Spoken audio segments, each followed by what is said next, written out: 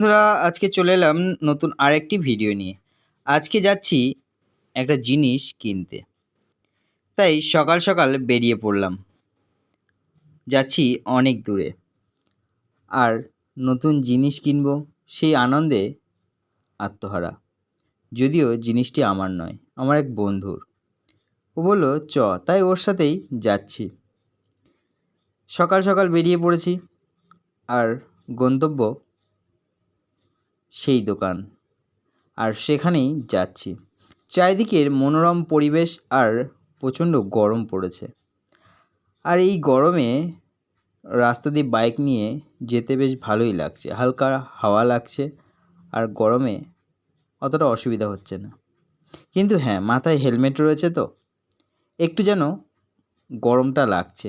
কিন্তু হেলমেট খোলা যাবে না, ওটা সেফটি। তো কী করা যাবে?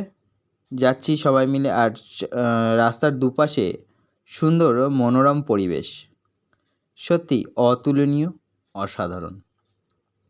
অনেকদিন পরে আসলাম তোমাদের সামনে নতুন একটি লং ভিডিও নিয়ে।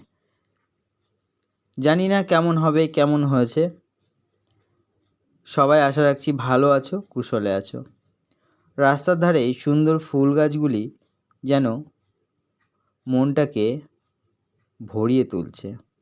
অতুলনীয়, অপূর্ব, অসাধারণ দৃশ্য। আর এরই মাঝে আমাদের আনন্দ সেই গিফট। কিন্তু কী গিফট সেটা দেখতে থাকো, ভিডিওর মধ্যে আছে।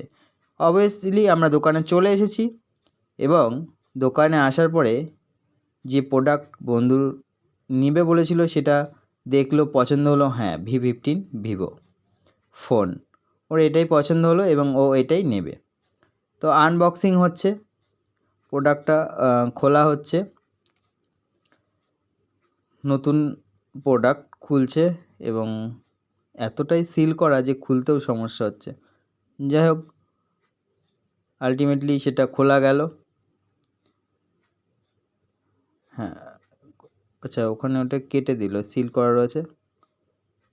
তারপরে টেনে টুনে খুলছে না, এই খুলেছে। এই সেই প্রোডাক্ট।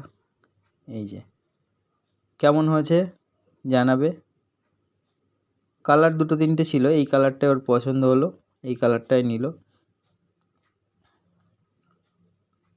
এবং তারপরে আনবক্সিং করা হলো।